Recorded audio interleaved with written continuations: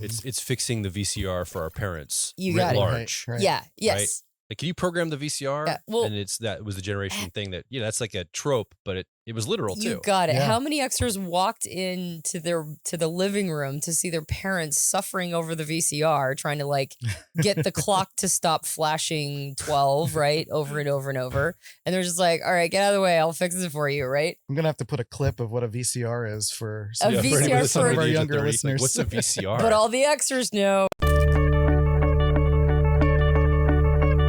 Hi, welcome back to the Personality Hacker Podcast. My name is Joe Mark Witt. And I'm Antonia Dodge. And this week on the show, we have a very special guest. Back once again. Guest host, really. You're not just a guest anymore. You're kind of a guest host at Friend of the Personality Hacker family. That's right. So Christian Rivera is here.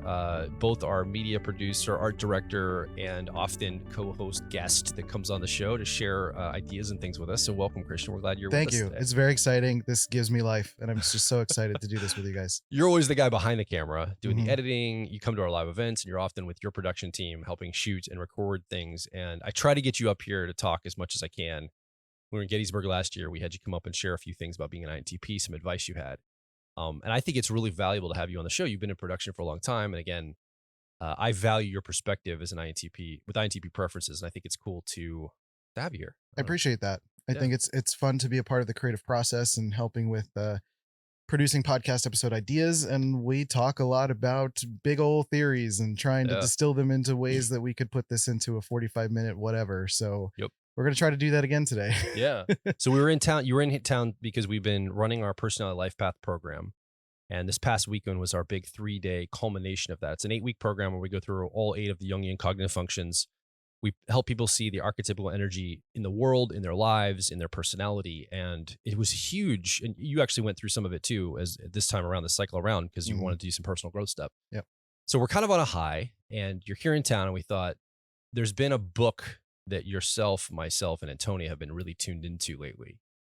So we thought, well, while you're still in town before you fly home tomorrow, why don't we sit down and record a little bit of content? Now, a year ago, at the time of this recording, however many episodes that is, like 50-ish episodes or so, we talked about generational theory. You were on the show to talk about the different generations and the generational shadows of generations. I thought that was a fantastic conversation. And I think it was a 2-part episode series. Yeah, we broke it into millennials and Gen Z. Yeah. And then we did boomers and Gen X to kind of, there were some pairings there with each of them that had some, maybe similar neuroses that were worth kind of talking about. Absolutely. So if you're listening or watching right now, you should go and check that out. I think that's a really great conversation we had. But the author of the generational theory system that we use, Neil Howe, also Bill Strauss, who passed away. Neil Howe just came out with a new book in like the last couple months. I'm a little behind the time. You and Antonia have already finished it. I'm like maybe a third of the way in. Yeah, we plowed through it. I keep trying to find time, but I have to do things, guys. I don't know where you get all this free time to be reading, but I got stuff to do.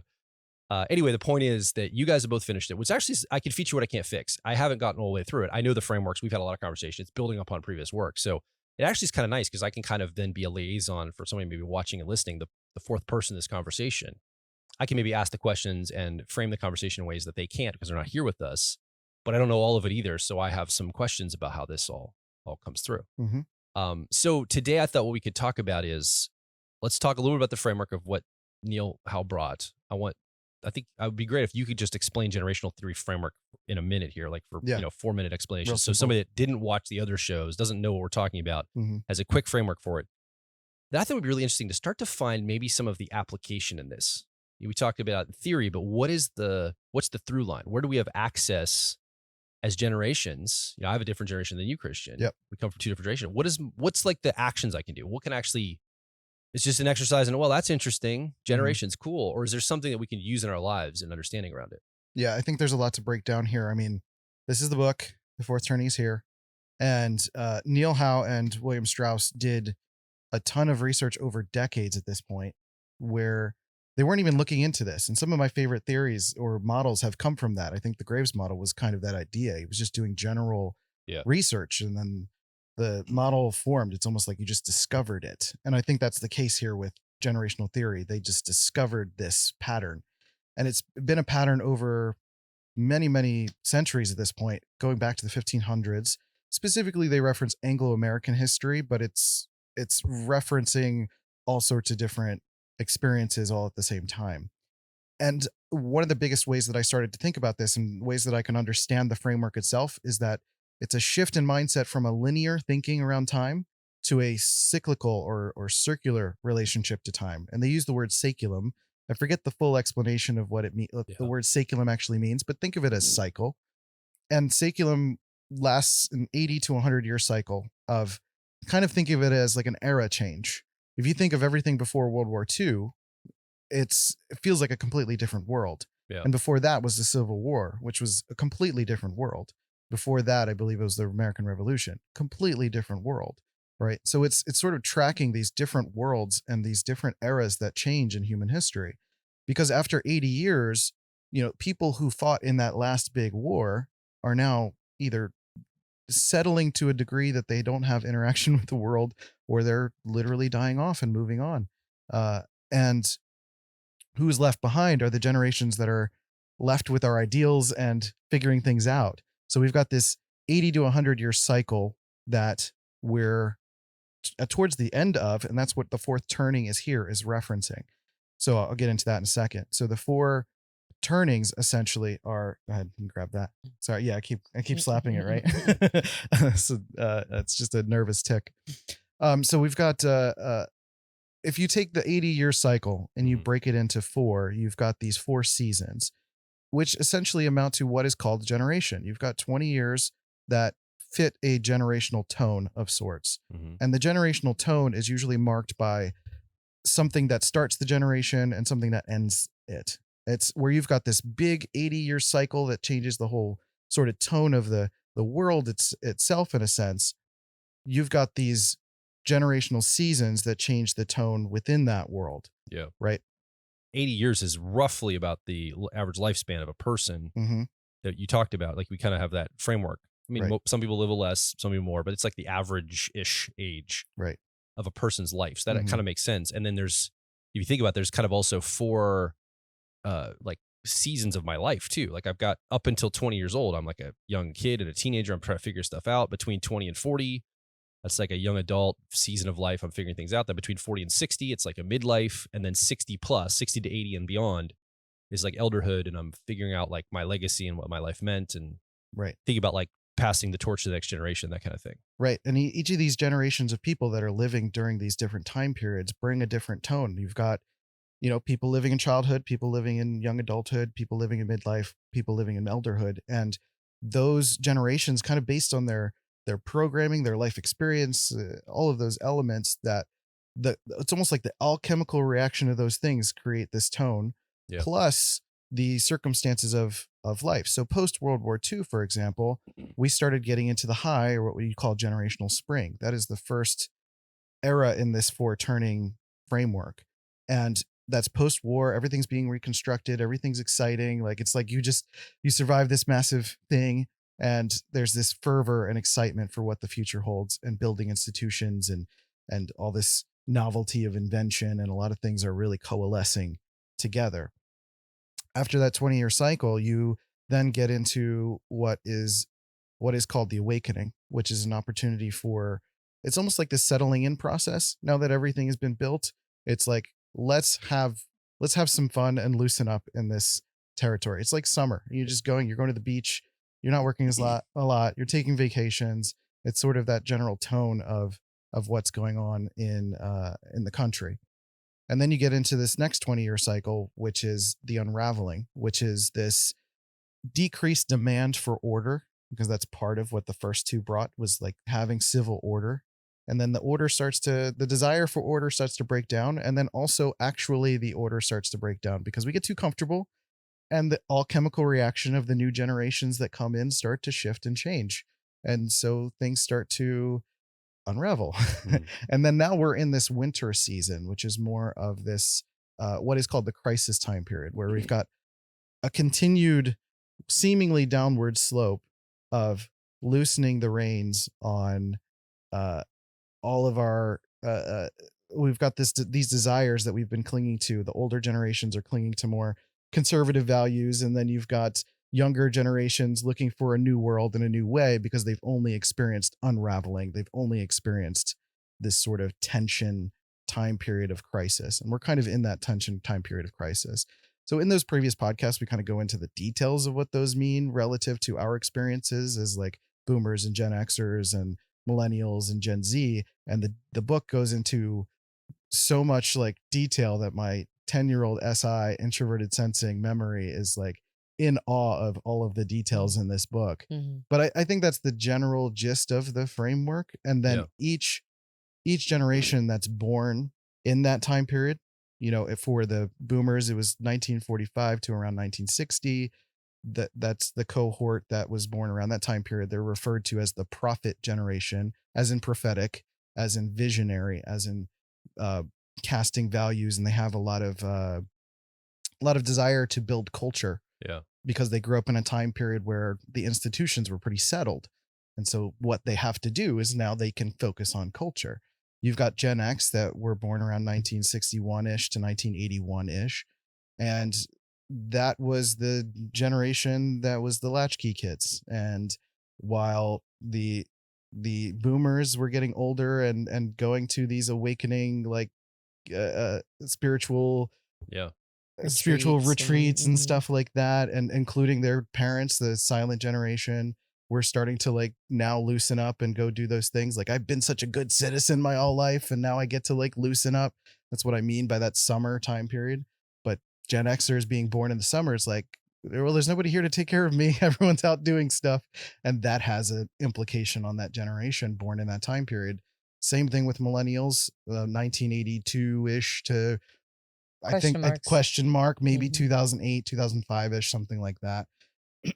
And very much born in a time period where if the unraveling is starting to happen, you get this notion that everyone's starting to buck up a little bit. There's this focus on children all of a sudden again, and baby on board signs and books more coming out around kids, or, you know, desperately putting children into like religious institutions and sometimes cults or religious cults and things like that to try to provide the best opportunity for kids, especially in response to Gen Xers who are out in the streets causing madness. Right.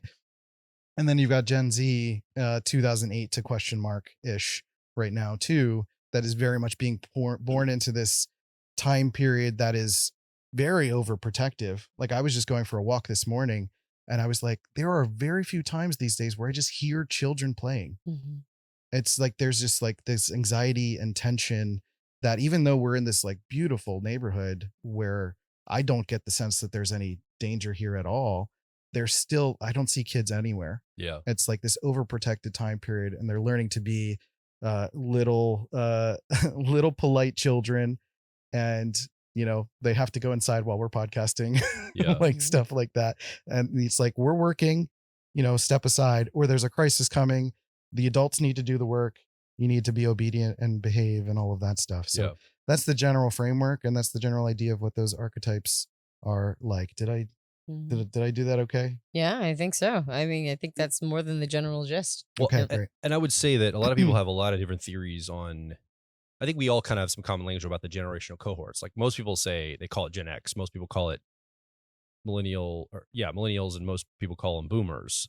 Gen Z is a little different. There's like Gen Y, Gen Z. I think Howe and Strauss originally labeled them the Homelander generation. I've also heard iGen, like right? iPads and iPhones. Exactly. So there's a lot of different kind of labels, and I think there's also a lot of different dates of when generations were born or not. And there's kind of a media narrative that often flows.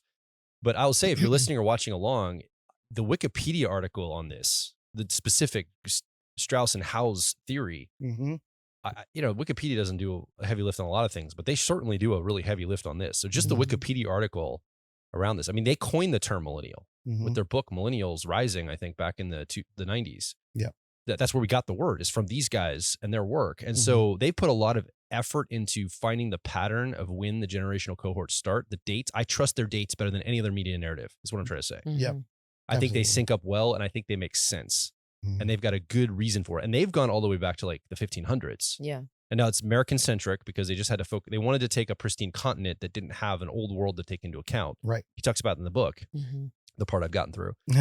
And he talks a little bit about how that was a great focal point, because if you had to take the world into account, you've got a lot of old legacy things from like Europe, Asia, other places. There's been humanity, there's civilization for so long. It's hard to see like a clean snapshot. So the United States gives a very unique perspective to generational cycles. And so starting there, that's probably why they focus on it. But I think it's still very informative to us to see a cadence of generational cohorts developing. Well, and even then we kind of see the world is the reason that we get these like crisis time periods, these total wars. For example, with the American Revolution, you've got the Civil War, you've got World War II, getting into more world-centric, connective countries and things like that. So there's almost this, at times, calibrative process that these different total wars provide these moments for things to sync up. So other countries seem to sync up with America's story or be out of sync. And that is what brings some of the conflict sometimes. And I think one of the reasons we wanted to talk about this is that if someone's into this theory and they understand, or even if you are just learning about this for the first time and have gone back to a couple episodes and you're starting to go down the rabbit hole, you'll start to realize that there's patterns that this book does a better job of starting to explain almost where we are at relative to like pre-World War II. Yeah. Like seeing the parallel of, you can almost put a date on it that we're like kind of in the early 30s, late 20s right now in terms of that. Of the last last saculum. And and how that started to culminate. We can learn lessons from that for how we can navigate in the world going forward. And I think there's a lot of natural, like I said, about being overprotected with kids and the anxiety. There's a general sense that there's a lot of anxiety.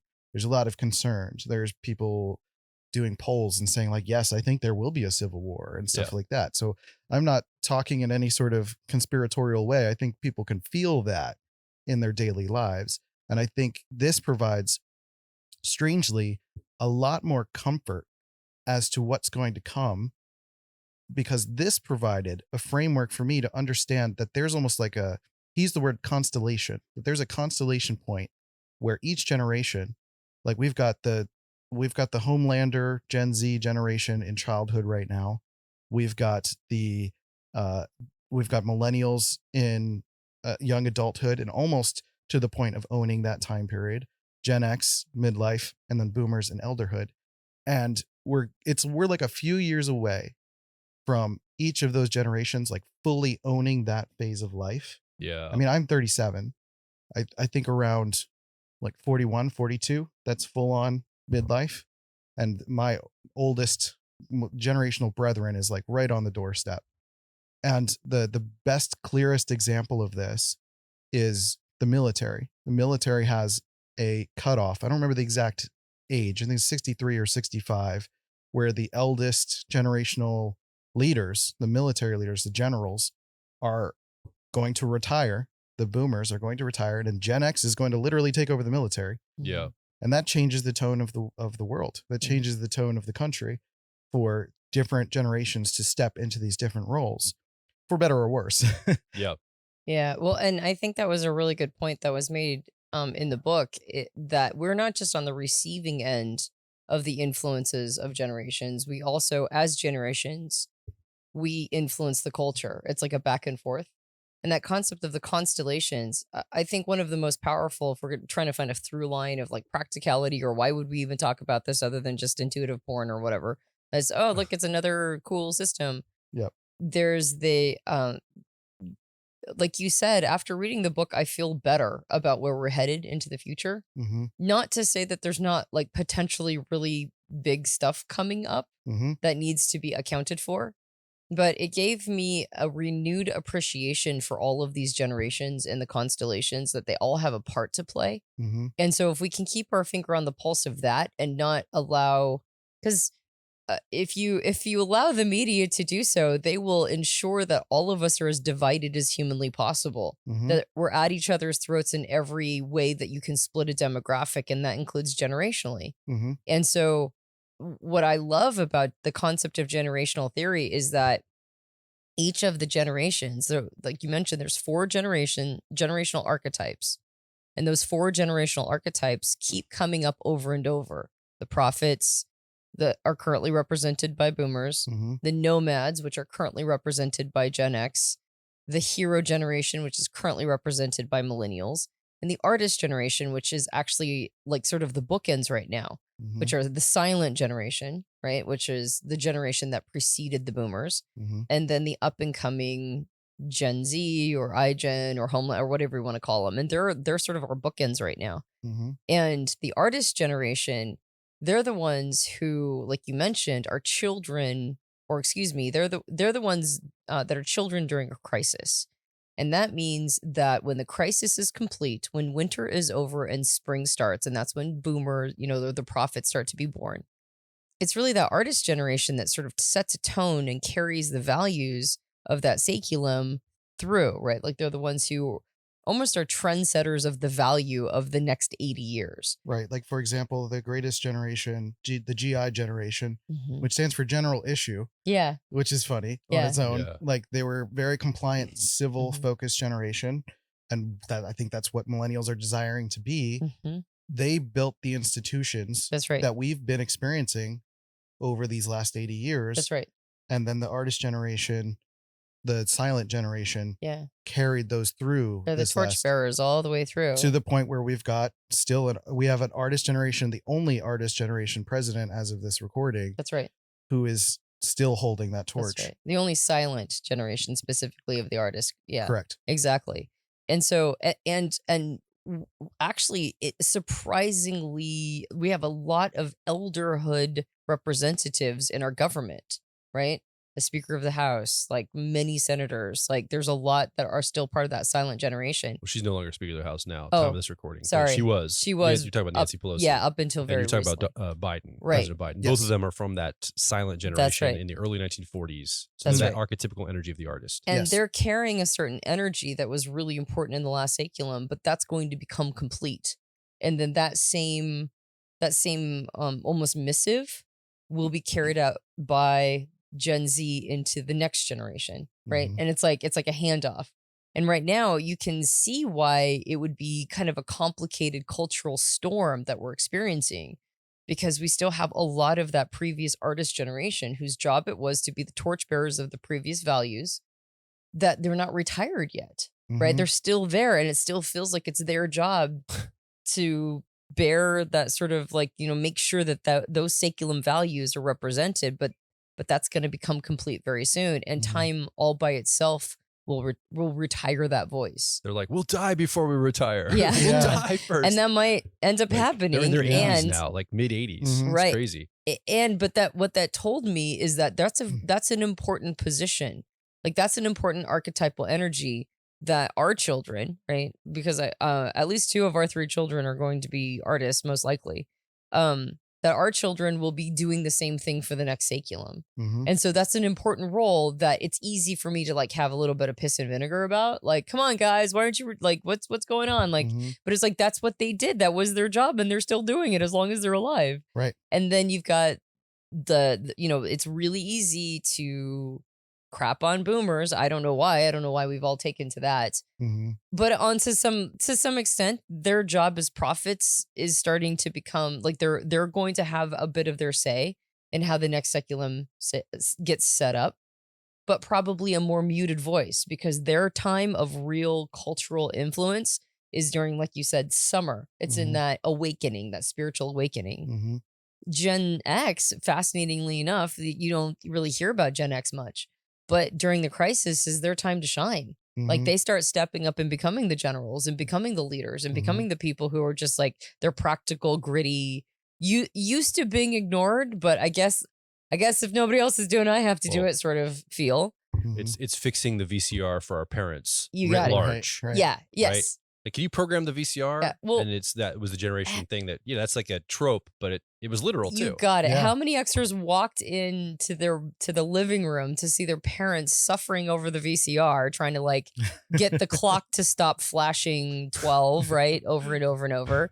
And they're just like, all right, get out of the way. I'll fix it for you, right? I'm gonna have to put a clip of what a VCR is for A some, Yeah, for VCR anybody that's for- under of the our age of younger 30, like, listeners. what's a VCR? But all the Xers know, right? We Mhm. all know. And so, yeah, exactly. It My stands for goodness. video cassette recorder. I can't I believe was anybody actually wouldn't into know what a VCR is, that, but yeah. yes. And so it's that kind of like you walk in and you're like, what? Nobody can do this? All right, get out of the way. I'll do it. And there's a there's a practicality to the Gen X Mhm. ethos that's going to become really super important. And of course, obviously, the hero generation. Millennials now, what word the GI version earlier, they're the ones who fight the war, right? Like the Mhm. hero generation. There's, I mean, like, as soon as I read generational theory, I was like, oh, this is why we can't stop having superhero movies, Mhm. right? It's like, we can't stop. Why? Because there's a generation of heroes that are prepping themselves mentally and emotionally for whatever's coming next. So guess Every- when the last time this was? 1930s, Mhm. right before World War II. Right. Mhm. Like the last hero Yeah. generation. And a ton. Batman, Spider-Man, That's right. Instead of Superman. comic books. Yep. Comic books were huge back Mhm. then. Mhm. Superheroes were huge Mhm. right before War of the Worlds. Remember Orson Welles thing Mhm. came Right. out? Like these ideas like alien invading. We got to be heroes to Right. save the planet, save That's the right. world from some Right. invader This type big of energy. threat. Yes. Yep. And it's easy when you're not of a generation to kind of get irritated by some of the characteristics. Mhm. But like you mentioned, this constellation of archetypal energies, they're all necessary and needed. Mhm. And if we can cooperate, if we can understand where we all come in, as opposed to allowing ourselves be divided, Mhm. that all by itself was worth the book for me. Is to Right. go stop. Why am I crapping on people of other generations? Like, just because they're different than me? Like, why am I doing that? It's the same. It's basically the same thing as type, Mhm. right? It's like when you when you first learn type, maybe you get a little salty about other types, right? I don't like this type, and that's why blah blah blah. And like, I got into type so I could talk to them because they really irritate me. You get far enough into type theory, pretty soon you're like, oh my gosh, all the types are needed, Mhm. right? And I'm just being a jerk, Right. right? Right. Right. I'm only like chapter 4.5-ish on this particular book. Mhm. He's dabbled a little bit, but he talks about personality types. He talks Mhm. about Jungian like ideas. He talks Mhm. about personality types, the Myers-Briggs system. Is there more coming, or is it just a quick like reference early in the book? And I'm not going to find. And why does he do this? I Like, think in yes, in this book, there's a couple of charts that really Mhm. look at how you take a couple different archetypes. I mean, you think of temperaments; those are kind of archetypes, right? yeah, Take the archetypes of prophet and like NF archetype, the NF temperament, and he applies a couple of them together to almost demonstrate how like the core values of what the generation actually is. yeah, Like boomers, the prophet generation really cares about culture and values. yeah. They're always against the government. Even when Donald Trump was in the presidency, he was always fighting against his own presidency. Mhm. He was still fighting against a the boomer. system, right? Mhm. Yeah, Fighting against the status quo, and just continuing to do that. It's about values. So, well, and Xers are probably very NT. I mean, if you did temperaments, I could already kind of start to see a thing. well, I know developing here. what he said. I can What say did, what them did for he you. say? Because So, I'm thinking NT for NF Gen for X. boomers, Okay, SJ for Gen X. really? Uh-huh. Oh man, Censor that's judger. disappointing. Very, That's not the idealism I wanted to but hear. it's Why is very it practical. disappointing? It's Very practical. practical. SJ, because I wanted it to be like, I don't know, You want it to be more like get to the moon or yeah, something yeah, like More it like takes you. like the more end. ambitious. Even though I'm not an NT, I feel like that's building tech companies, scaling, right. figuring out how to like use leveraged code. I'm sure I want to believe it was a Gen Xer that invented the blockchain. Like that's what I want to believe, even if it's not true. Right. Like that's what I want to believe. Like we figured out like code and hacking and figuring, like we call this personality hacker. Like it's a Gen X ethos, right? Right. But I could see SJ kind of being the responsible, buckle down, build the bridges, Mm-hmm. do what it takes. Practical. Like Exactly. get the things done. Like come on. We got to get rid of idealism, Mm-hmm. but get real down to earth. Well, you're also on the later half of Mhm. Gen X. True. You're a little Mhm. closer to the hero archetype. I think there's some of, and you're an ENFP. Like Yeah. there's those things still come into Sure. play, of course. And You've I got- just want go to ahead. make a comment. You're not disappointed because you don't like SJ things. No, well, no, not at all. Yeah. It's just that's not my mindset. Like I don't think about SJ things. Like, Yeah. that's not where I want to be attuned. It's like to. when someone takes a test and they find out they're like an INFJ Yeah. and they're like, I wanted to be an ESTP or something yeah, like that, exactly. right? It's just, we all have our things it that we actually sounds want to be. it sounds responsible. It doesn't sound fun. It Right, sounds right. Like you're responsible. I'm sorry, SJs, but you sound responsible. Well, You sound like sorry. responsible people. Sorry, Joel, you're a professional now. Yeah. You're responsible. So what does he characterize for Heroes. Millennials Heroes. are NT, Mhm. Okay. intuitive thinking. So that's where all these like labels and like all the particular Psychologic- like It's all focused but on you're this and like psychology, big picture thinking Yeah. about the future, a lot of Okay. invention, and future forecasting, Mhm. and really being judgmental of SJ thinks, Mm-hmm. being judgmental of more of the censor judger parts of life. The Or- Gen Z, the Homelanders, the iGen, I'll use all the terms, why not? The artists. The artists, SP. Mm-hmm. And, you know, you could probably try to get into and try to apply a type to the current generations because it's really the temperaments are fitting the archetypes Sure. of sorts. And, you know, postulate in the comments. I think that'd be fun, but don't Sure. take it too seriously. Don't fight each other.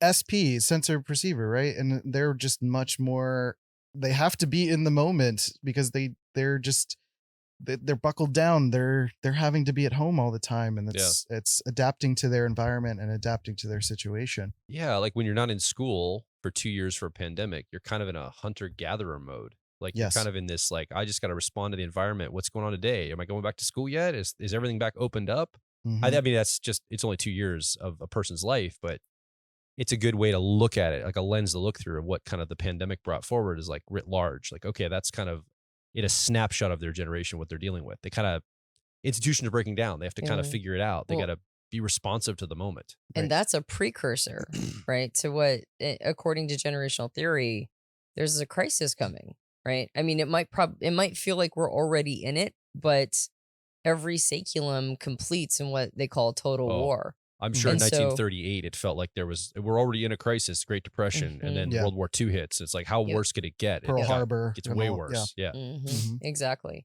And so there's whatever is happening to our kids now is going to happen even more.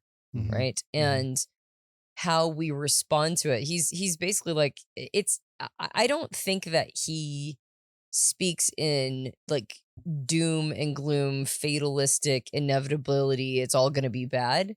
But he definitely indicates that there are cycles, and these cycles are very predictable. And the predictable cycle is that we're entering a time period of a crisis that is going to require sacrifice. That's what that was the number one word I got from the book, was that we're going to experience sacrifice in a way that we've never really experienced before in our lifetime.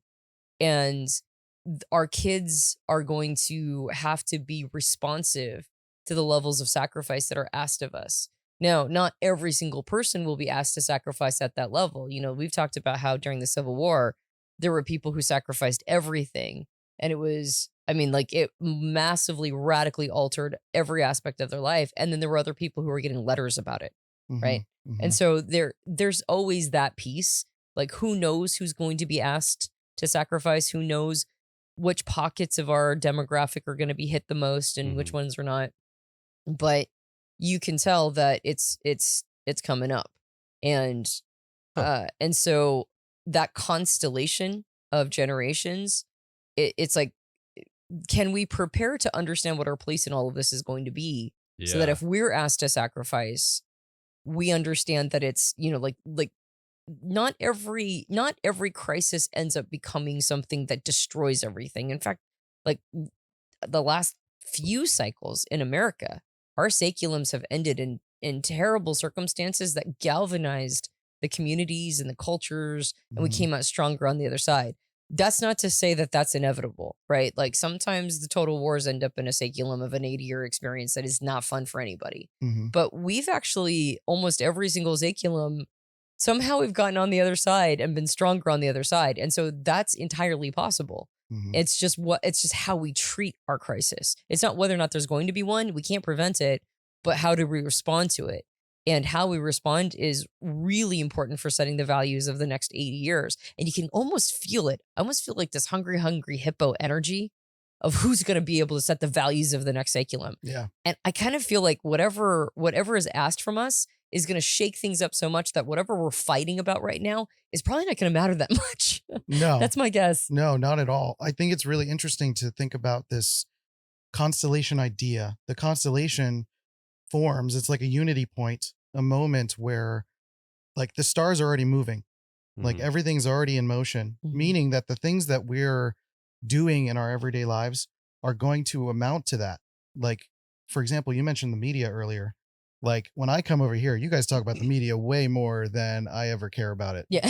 But you know, media and communication, because if you're going to be the generals, Ah, especially interesting.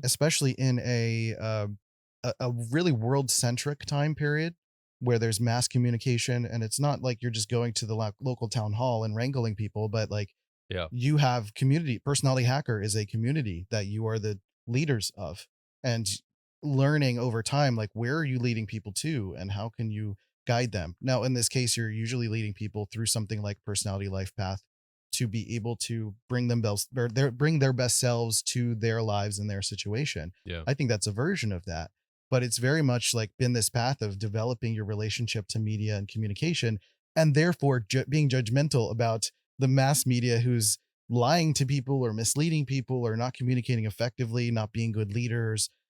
Like, because that is built in you, you're developing those skills to be able to reach as many people as possible, Yeah. to bring that SJ ethos, to bring that practicality, to, you know, to when the crisis hits, like, that's going to be the thing you really care about.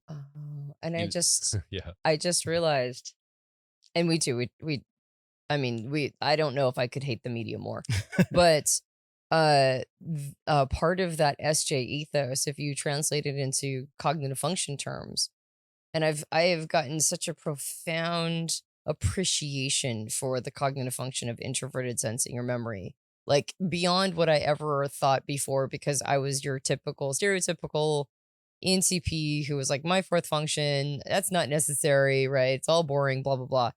But part of introverted sensing or the memory function is knowing what is important to keep. Like, Mhm. what are the traditions? What are the things that we've come from that are super important to not forget? And it does feel like other generations around me play fast and loose with that. They're Mhm. way more cavalier about just throwing out the history in the past and like, let's just burn it all down and start over. And I'm like, Okay. with what model? Like, burn it all Okay. down and Right. then See it you now. you Yeah. set up what? I see Like, it now. you know Okay. what I mean? And so Yeah. like I feel like I feel the same way. like a Yeah. deep bone level need to remember important things from previous, from the past and previous generations, and ensure that those things get handed over to like the next iteration. It's Mhm. so important to me. Mhm. And to me it feels like, like things like the media, like they'll, I mean, it feels like the media will do anything for a buck, Mhm. including destroy everything. Yeah. Right. And I'm Mhm. like, you're trying to destroy everything because you're trying to get clicks. Really? Is that the noblest thing you could be doing? Mhm. And you're and creating all this division. We need introverted sensing's concepts of interoperability, Mhm. right? Like, we need standards, we need interoperability, we need to carry something into the next phase. Yeah. And that's so important to me. And I could see that being like a generational missive. Does that Oh, make yeah. sense? Yeah, absolutely. I think the older generations tend to represent more of like the retaining of conservative values, sometimes politically, but not Mhm. necessarily always. It's just the general notion of What to conserve. what to conserve, Right. like, what do we need to be resilient around and Right. hold on to. And I think the younger generation, like, I got this sense, I think he said it in the book, or maybe he said it on one of his interviews that I watched on YouTube, Neil Howe. He referenced that millennials feel this sense of like being born into a world that they don't belong to. Right. And that's why we have this ambition towards redefining institutions, trying to figure out what the world's going to look like next, and such a willingness to abandon a lot of things, especially when you're starting to look through history and cherry picking things that don't fit the values that you want to take forward with you. So Yeah. there's more of this like conservative, progressive split by trend of younger versus older. Mhm. And it also represents to me this sensitivity and resilience that are these extremes that are not healthy in an individual person to withhold for too long. You need this concept of anti-fragility, which I think is the most unfortunate name. I think there's a better name there, but it's this like union of sensitivity and resilience. It's like Yet another anti word. yet another anti-word. Like, we don't need more of that. Anti everything. Yeah. Right. But if you've got like Gen X and millennial kind of at the middle, Yeah. and I was born in 1985, I'm like quite literally in the middle. Yeah. There is this sense of trying to unify these ideas to like transcend into something that's this like resilience without losing sensitivity, and sensitivity without losing resilience and toughness. So it's like Gen Xers encouraging millennials to toughen up a little bit and focus on something, Mhm. and millennials encouraging Gen Xers to like loosen up, and you don't have to push yourself into the ground all the time. Right. Yeah. So it's like there's definitely encouragement from both sides to be able to find a better balance. Mhm. And then once that union sort of forms of these archetypes, this constellation, then it creates this almost like Power Rangers like laser beam Yeah. that focuses on whatever the quote unquote enemy ends up becoming. So let me see if I can put some tangibility to what you're saying. When you say constellation, you say things are kind of moving, like they're already starting to drift, almost like continents drifting Yes. for this like action that's going to come, or this event horizon that's coming toward us imminently. Yeah. Something, for example, let's say, I mean, it could be political, it could be cultural, but let me just pick an economic situation. Mm-hmm. The last time there was a switch in a big economic way was in World War II, at the end of World War II. Yep. Most of the world was on what's called a reserve currency, and it was focused around the pound sterling, which was silver. The British pound was backed by silver. After World War II, the devastation of Europe and all the heavy lift of Europe having to rebuild, which has basically taken like the last 60 to 80 years to like build everything back up to where it once was, because it was devastating. Yeah. We switched from the pound sterling as being the reserve currency in the world to the US dollar. Yep. And the gold that backed the US dollar. Now, Nixon changed that in 71 when he went off the gold standard, and that caused a whole nother petrodollar situation, which I'm not going to get into. But the point is, we had a moment where we switched from the pound sterling to the dollar. And that constellational drift right now, I hear about the BRICS nations, Brazil, Russia, South Africa, China, like some of these countries are coming together and they're saying, we don't want the United States dollar, petrodollar, to be the reserve currency of the world. We want to maybe move to the digital yen or something on the blockchain, something that's not, and we're going to back it with gold from South Africa and all of our countries. Accumulating gold to back it as a real, financial backing. But we're going to, we want to switch currencies is what their intention is. Now that can't happen yet because the US dollar is so powerful. Right. But a major crisis, a major war would, the constellational drift would make that click and make that happen, most likely. Some kind of a crash, whether it's a market crash or a total war or some major conflict. And we have a conflict at the time of this recording happening in Europe right now. So all the, basically what I hear you saying is like constellations are starting to drift and all the ingredients start to like be put on the table. It's like a whatever's scramble. coming. It's like the lava starts coming out of the cracks. And we could almost feel it building. Like it probably, if we were alive in the 1930s and we were aware of these patterns, we'd be having a very similar conversation. Like there's a Great Depression and there's a Dust Bowl and out in the West here in the United States, and Europe's kind of getting in this powder keg. They're resentful of World War I. And, it's like things are starting to build and there's like conflict just brewing, and then boom, powder keg hits. And I think there's an element of thinking about my generation and younger, focusing on progressive, like wanting to make new territory, that we're missing the fact often that in order to create new land or new life, you have to burn a lot of territory. And we're thinking about burning institutions, quote unquote, but like in order to make certain types of progress, like a lot of things are like, there's going to be sacrifice. Like you're saying, there's going to be a lot of hurt, going to be a lot of grief, a lot of frustration, a lot of searching for meaning and purpose. And that's one of the reasons I wanted to talk about this, is because I suspect, and I've read about this idea of the meaning crisis. You can refer to it as introverted intuition perspectives in the Myers-Briggs sense of like, we don't really have a clear sense of what the future is. Like you think about the 80s and you have this idea of like, you can get a job, you can do X, Y, and Z. Right now, there's a lot of question marks about what the future is. And this constellation point, this total war, creates the opportunity for almost a singularity. Like introverted intuition loves singularities, right? And that's kind of what this all feels like. It's a constellation, it's a singularity of sorts. But when that singularity point hits, it's not as if it's like the end of the world, which is what it feels like, or has been communicated that it feels like for a lot of people, things like global warming and stuff like that. But it's an opportunity for all of the energies that are on the table to collide. And now like new life or new emergence or new possibilities will spring forth from that. And that to me is the optimism that I think comes from this, that even though we go through a tough time, we are both building the skills now to be able to go through that tough time, which I do want to talk about as we get into the third act of this podcast, and talk about the practical stuff that each generation is doing. Like we mentioned, media and communication for Gen X, that we're all building towards this skill, and then coming out of it, how does that skill translate into the next phases of life, getting back into the next high? And this book covers so much detail that to get into all of that would be unnecessary. Of course. But, essentially if I can get into it, Let's go. I Let's can do it. I can talk about what I perceive. I don't know that he actually said this in the book, so this is a little bit of my speculating. We're here. going to extrapolate here. We're gonna extrapolate here. Christian's going on extrapolation any run. Yes. I should Intuition. start a podcast Neil called Howe. Extrapolation Nation. That's right. Neil That's a good Howe, idea. if you're watching, we don't believe that we're quoting you directly. Neil, if Yeah, you're, yeah, if I'm you're not watching, sure. please come on the show and talk with us Yeah. directly. That would be Neil. amazing. Wouldn't that Actually, be cool? he's promoting the book. It might Neil be an lives in opportunity. DC. Was he 90 minutes away It from us? might be a possibility. Maybe we could figure it out. He's Go on down the to DC. bucket list. Right. So we talked about media and communication. Sure. Gen Xers, cobbling stuff together, trying to make things work, trying to be the fixer. I think Neil Howe said that Gen X is like the fixer generation. There was this one YouTube video I saw of someone explaining generational theory. He was a Gen Xer. And by the end, he was like, he felt this sense of purpose. Like there's a park down the street that has a broken swing. And he's like, I'm a fixer. I'm a mechanic. And like afterwards, he grabbed his tools and he went and he's like, let me go fix that. Mm. And it's such a minor example, but like we're working on a lot of inner work things to help people calibrate to live their best life, find a sense of meaning and purpose. Yeah.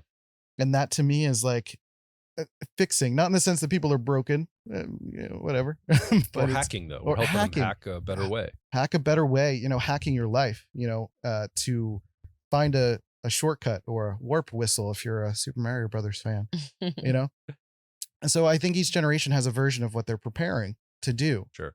Okay, so I want to put a pause in this conversation, Antonia, just for a moment and actually split this episode. We had a long conversation with Christian, and in the next segment, we're going to get into some of the practical things around generations that we talked about at the very beginning of the show.